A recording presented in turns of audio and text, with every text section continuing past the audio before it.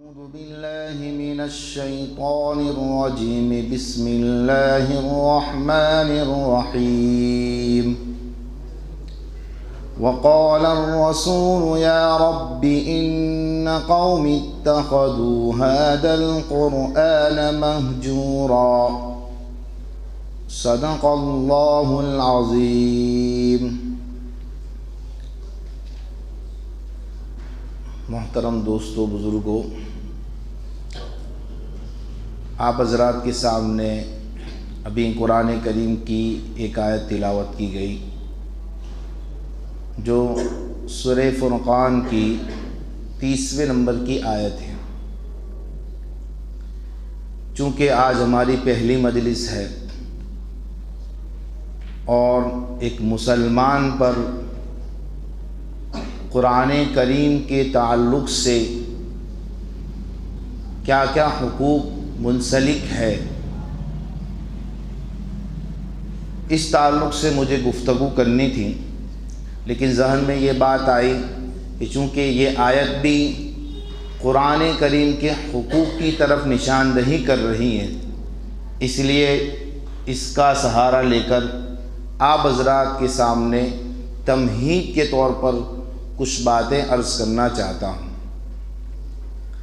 اس آیت کا ترجمہ جو ہے حضرت شیخ الہند رحمۃ اللہ علیہ نے اس طرح کیا ہے، وقال الرسول، اور رسول نے کہا یعنی نبی کریم صلی اللہ علیہ وسلم نے کہا، یا ربی ان قوم اتخذوا هذا القرآن مہجورا، کہ اے میرے پروردگار، میری اس قوم نے قرآن کریم کو بنا دیا ہے جھک جھک۔ حضرت شیخ الہند رحمۃ اللہ علیہ نے اس کا ترجمہ یوں کیا ہے، اور علامہ تھانوی رحمۃ اللہ علیہ نے اس کا ترجمہ اس طرح کیا ہے کہ رسول قیامت کے دن کہیں گے کہ اے میرے پروردگار، یہ میری قوم ہے جس نے قرآن کریم کو نظر انداز کر دیا تھا۔ آپ نے جو ہے جو ترجمہ سنا، اس سے آپ نے جو ہے یہ نتیجہ نکال لیا ہوگا کہ دونوں ترجمے یا دونوں ٹرانسلیٹ میں فرق ہے۔ پہلا جو ترجمہ ہے حضرت شیخ الہند رحمۃ اللہ علیہ کا، وہ ماضی کا ہے، پاسٹ کا ہے، یعنی اس میں آپ صلی اللہ علیہ وسلم فرماتے ہیں یا ربی ان قوم اتخذوا هذا القرآن مہجورا، کہ اے میرے پروردگار، میری اس قوم نے قرآن کریم کو بنا دیا ہے جھک جھک، یعنی یہ شکایت اللہ کے رسول صلی اللہ علیہ وسلم نے دنیا ہی کے اندر کر دی ہے اور قوم کے متعلق کر دی ہے کہ یہ میری قوم قرآن کریم کو نہیں مان رہی ہے، یعنی بالکل جو ہے اس پر ایمان نہیں لا رہی ہے۔ تو مفسرین علیہم الرحمٰن نے لکھا ہے کہ قرآن کریم کے اندر جو شکایت رسول اکرم صلی اللہ علیہ وسلم نے جو کی ہیں، یہ دنیا ہی کے اندر ہو چکی ہیں اور اپنے زمانے کے اندر کر دی ہے، جس کی تائید آگے جو آیت ہے وَكَذَلِكَ جَعَلْنَا لِكُلِّ نَبِيٍّ عَدُوًّا مِّنَ الْمُجْرِمِينَ، کہ آپ صلی اللہ علیہ وسلم کو ارشاد فرمایا گیا کہ یہ آپ کے ساتھ نہیں ہے، یہ جو قوم آپ کی بات نہیں مان رہی ہے، یہ دنیا میں جتنے بھی نبی آئے ہیں ہر نبی کے مخالف لوگ رہے ہیں۔ اور قرآن کریم کی اس آیت سے ہمیں یہ پتہ چلتا ہے کہ جب بھی کوئی آدمی کوئی نئی تحریک دین کی نسبت سے لے کے اٹھتا ہے تو اس کے مخالفین ضرور ہوں گے۔ بہرحال تو حضرت شیخ الہند رحمۃ اللہ علیہ نے جو ترجمہ کیا ہے وہ اس کے پس منظر کہ یہ شکایت دنیا ہی کے اندر ہو چکی ہے، لیکن علامہ تھانوی رحمۃ اللہ علیہ فرماتے ہیں کہ نہیں، قیامت کے دن یہ شکایت ہوگی، اور رسول اکرم صلی اللہ علیہ وسلم قیامت کے دن امت کے ان افراد کے بارے میں شکایت کریں گے جنہوں نے قرآن کریم کے حقوق کو ادا نہیں کیا ہوگا۔ قرآن کریم کے حقوق کیا ہیں؟ قرآن کریم کے بہت سارے حقوق ہیں، ان میں سب سے پہلا حق ہے الایمان بہ، قرآن کریم پر ایمان لانا۔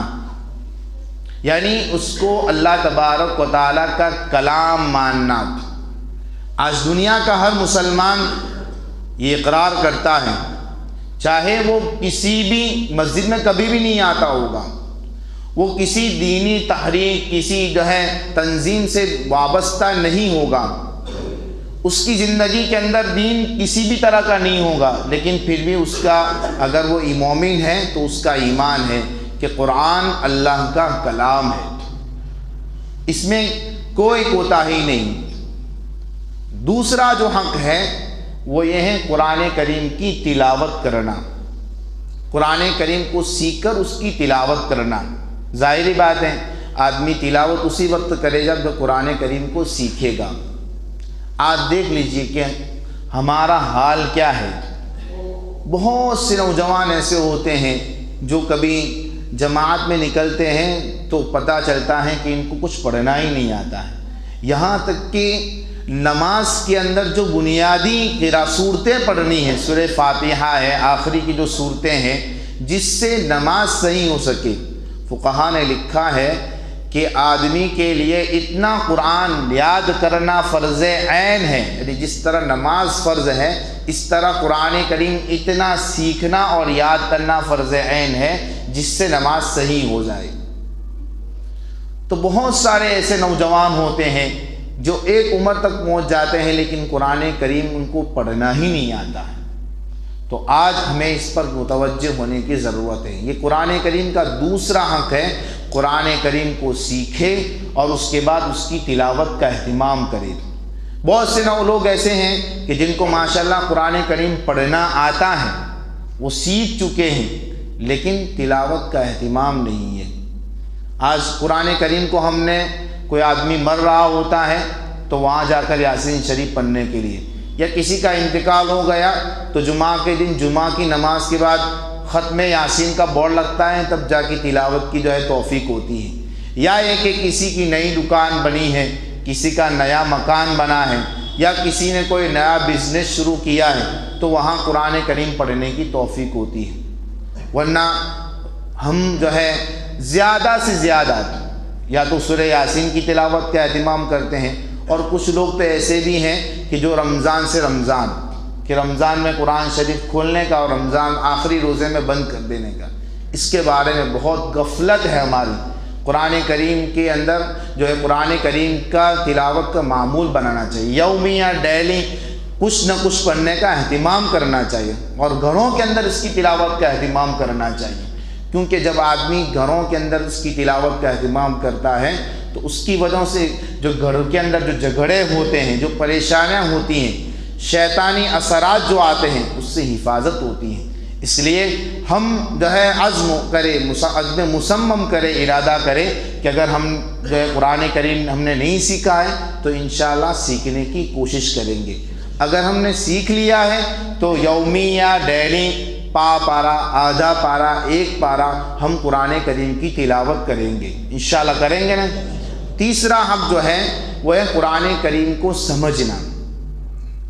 حضرت شیخ الہند رحمۃ اللہ علیہ جب مالٹا کی جیل میں ہندوستان کی آزادی کی تحریک کے لیے وہ اس پر بہت آگے تھے، اور حضرت شیخ الہند رحمۃ اللہ علیہ کو اس کی وجہ سے مالٹا کی جیل کے اندر بہت سی مدت ان میں جیل میں رہنا پڑا۔ جب وہ جیل سے چھوٹ کر دارالعلوم دیوبند میں آئے، اور دیوبند میں علماء کے سامنے بہت بڑا مجمع تھا اور بڑے بڑے علماء وہاں موجود تھے، اس وقت انہوں نے یہ بات فرمائی کہ میں نے جیل کی اندھیریوں کے اندر یہ بات بہت غور و فکر کی کہ امت اس وقت گمراہی میں کیوں ہے اور پیچھے کیوں ہے، ہر جگہ وہ ذلت ذلیل کیوں ہو رہی ہے۔ تو میرے سامنے دو سبب آئے، دو وجہ میرے دماغ میں آئے۔ ایک سب سے پہلی وجہ امت کا قرآن کریم سے دور ہونا، اور دوسرا ان کا آپسی اختلاف، آپسی خلفشات، اپنی زبان میں کہیں تو ایک دوسرے کے ٹانٹیاں کھینچنا، کہ بھئی اپنے آگے کام نہیں کرنے کا اور دوسرا کرے تو اس کے ٹانٹے کھینچنے کا۔ پھر آگے جو بات ارشاد فرمائی وہ یہ فرمائی کہ اگر ہمیں یہ دو باتیں ختم کرنی ہیں، امت کا آپسی خلفشار و انتشار ختم کرنا ہے، اور امت کو قرآن کریم سے نزدیک لانا ہے تو وہ قرآن کریم کی تعلیم کو عام کرنا پڑے گا۔ اور قرآن کریم کی تعلیم عام کرنے کا مطلب یہ ہے کہ لفظاً اس کی تعلیم عام کی جائے، یعنی جو ہم پڑھتے ہیں الحمدللہ رب العالمین، وہ ہمیں کہاں سکھایا جاتا ہے؟ مکتب کے اندر۔ لہٰذا ہندوستان کے کونے کونے بلکہ دنیا کے کونے کونے میں مکاتب قائم کیے جائے۔ اور دوسری بات معنن کہ قرآن کریم ہم سے کیا کہتا ہے۔ ہم سالہ سال سے سورہ فاتحہ پڑھتے ہیں، سالہ سال سے سورہ فیل پڑھتے ہیں، سالہ سال سے سورہ ناس پڑھتے ہیں، سورہ فلق پڑھتے ہیں، سورہ اخلاص پڑھتے ہیں، لیکن کیا کبھی ہمارے دماغ کے اندر یہ بات آئی کہ اللہ تبارک و تعالیٰ آخر ان صورتوں میں ہم سے کیا کہتا ہے؟ القرآن ہم سے کیا مخاطب ہے اور ان صورتوں میں ہمیں کیا کہا جاتا ہے؟ یہ معنن ہے قرآن کریم کے معنی کو سمجھنا۔ لہٰذا جہاں کہیں بھی درس قرآن جس کو ہم تفسیر کہتے ہیں، یہ حلقے لگائے جاتے ہیں، وہ اسی لیے لگائے جاتے ہیں کہ ہم سمجھیں قرآن کریم کا معنی کیا ہے، قرآن ہم سے کیا کہہ رہا ہے۔ تو اس کے لیے ہم کوشش کریں کہ جہاں بھی ہم سے ہو سکے ہم جو ہے درس قرآن کے حلقوں میں شریک ہوں۔ اور دوسری بات اس کے لیے ہم کیا کریں، بہت ساری تفسیروں میں کتابیں لکھی ہوئی ہیں، ہم سوشل میڈیا پر موبائل کے اندر ادھر ادھر ہوٹلوں میں بیٹھنے میں، دوستوں کے ساتھ تفریح کرنے میں بہت وقت گزار دیتے ہیں، وہ گزار نہیں بلکہ ضائع کر دیتے ہیں۔ تو اس میں سے ایک آدھا گھنٹہ یا 15 منٹ 20 منٹ نکالیں اور ہم قرآن کریم کی جو تفسیریں ہیں، مستند تفسیریں جو علماء نے لکھی ہیں، ان کے پڑھنے کا اہتمام کریں، مطالعہ کرنے کا اہتمام کریں، ڈیلی 1 صفحہ 2 صفحہ پڑھنے کا اہتمام کریں۔ بہت ساری کتابیں ہیں، اس میں سب سے بڑی تفسیر جو ہے حضرت مفتی شفیع صاحب رحمۃ اللہ علیہ کی تفسیر معارف القرآن، جو خاص طور پر عوام کے لیے لکھی گئی ہے اور اللہ تبارک و تعالیٰ نے اس کو بہت مقبولیت دی ہے۔ وہ کیسے لکھی گئی، اس کا ایک اتہاس ہے، وہ تاریخ ہے۔ حضرت مفتی شفیع صاحب رحمۃ اللہ علیہ نے خود اس کے مقدمے میں شروع میں یہ بات لکھی ہے کہ یہ تفسیر کیسے چھپی ہے۔ بہرحال وہ بہت مقبول کتاب ہے، اردو میں بھی ہے، اگر کسی کو اردو میں نہیں آتی ہیں تو گجراتی میں بھی بروچ سے وہ شائع ہوئی ہیں، وہ ہم اپنے گھر پہ لائے اور اس کے پڑھنے کا اہتمام کریں۔ انشاءاللہ اس کی وجہ سے ہماری زندگیوں کے اندر تبدیلی آئے گی۔ اور اس کے بعد اگر ہم دیکھیں گجرات کے حضرت مفتی احمد خان پوری صاحب، یہ گجرات کے مفتی اعظم ہیں اور ان کو محبوب العلماء والصلحاء کہا جاتا ہے، ان کی بھی تفسیر آ رہی ہیں۔ اسی طرح حضرت مفتی محمود بارڈولی دامت برکاتہم العالیہ، ان کی تفسیر تو بہت ایزی ہے، بہت گجراتی بھی آ گئی ہے، تو انہوں نے بھی قرآن کریم کا ترجمہ کیا ہے اور ساتھ ساتھ تھوڑا سا مطلب بھی لکھا ہے، تو کم از کم اس کے پڑھنے کا اہتمام کریں۔ تو یہ قرآن کریم کا تیسرا حق ہے کہ قرآن کریم سیکھے، اس کی تلاوت کرے، اس کے معنی کو سمجھے۔ اور چوتھا جو حق ہے وہ یہ ہے کہ اس پر عمل کرنا۔ اب ظاہری بات ہے آدمی عمل کب کرے گا، اس کو معلوم ہوگا تب جا کے ہی عمل کرے گا۔ اس لیے ہم قرآن کریم جب ہم پڑھیں گے، اس کے معنی کو سمجھیں گے، اس کے مطالب کو سمجھیں گے، تب جا کے عمل کریں گے۔ اور اس کے لیے کیا راستہ ہے کہ ہم جو تعلیم کے حلقے لگتے ہیں، اسی طرح علماء کے جو بیانات آتے ہیں، جمعہ کا جو خطاب ہوتا ہے وہ جو ہے ہم آج ہمارا ماحول بن گیا ہے، ہم جمعہ کہاں پڑھتے ہیں جہاں بیان نہیں ہوتا ہے، یہ ایک ہمارا ماحول بن گیا ہے، غلط بات ہے۔ جمعہ کے خطاب میں وہ باتیں کہی جاتی ہیں جو ہمارے سماج اور معاشرے کے اندر جو کمی کوتاہیاں ہے وہ ہمارے سامنے لائی جاتی ہیں۔ ہمارے علماء کرام محنت کرتے ہیں اور محنت کر کے وہ پرچہ تیار کرتے ہیں اور علماء کے پاس بھیجتے ہیں۔ تو یہ ہم جب قرآن کریم کو سمجھیں گے نہیں اور ہم جمعہ کے خطاب علماء کے بیان سنیں گے نہیں تو ہم کو کیسے پتہ چلے گا کہ قرآن کریم پر عمل کیسے کیا جائے۔ لہذا قرآن کریم کے جو حقوق ہیں ان حقوق کی ادائیگی کریں، ورنہ کل قیامت کے دن رسول اکرم صلی اللہ علیہ وسلم شکایت کریں گے ہمارے بارے میں، یا رب ان قوم اتخذوا هذا القرآن مہجورا۔ یہ وہ لوگ ہیں جنہوں نے قرآن کریم کو نظر انداز کر دیا تھا۔ علامہ مفتی شفیع صاحب رحمۃ اللہ علیہ نے لکھا ہے اگر کوئی آدمی قرآن پر عمل نہیں کرتا ہے تو یہ بھی مہجور میں یعنی چھوڑ دینے میں شامل ہے۔ اب رسول اکرم صلی اللہ علیہ وسلم کو شفیع المذنبین کہا گیا، یعنی گنہگاروں کی سفارش کرنے والے۔ آقا قیامت کے دن ہمارے بارے میں سفارش کریں گے اور ہم جو ہے قرآن کریم کو حقوق ادا نہیں کریں گے تو کیسے ہماری سفارش کریں گے؟ اس لیے آج سے ہم نیت کریں، ارادہ کریں، انشاءاللہ قرآن کریم کے جو حقوق ہیں ان حقوق پر عمل کریں گے اور ان حقوق کو ادا کریں گے میں انشاءاللہ۔ اللہ تبارک و تعالیٰ عمل کرنے کی توفیق عطا فرمائے۔ مولانا نے کہا تک مسائل کے تعلق سے 2-4 مسئلے بھی بیان کر دینا، تو آج وضو کے تعلق سے 2-4 مسئلے بیان کر دیتا ہوں۔ دیکھیں وضو جو ہے یہ مومن کا زیور ہے۔ حدیث میں آتا ہے، اللہ کے رسول صلی اللہ علیہ وسلم فرماتے ہیں کہ غرم محجلین من آثار الوضو فمن استطاع منکم ان یطیل غرتہ، کہ مومن جو ہے یہ ہاتھ پاؤں جو ہمارے دھوئے جاتے ہیں وہ کل قیامت کے دن پیشانی اور ہاتھ پاؤں یعنی جو وضو کے اعضاء ہیں وہ چمکدار ہوں گے، بالکل سفید ہوں گے۔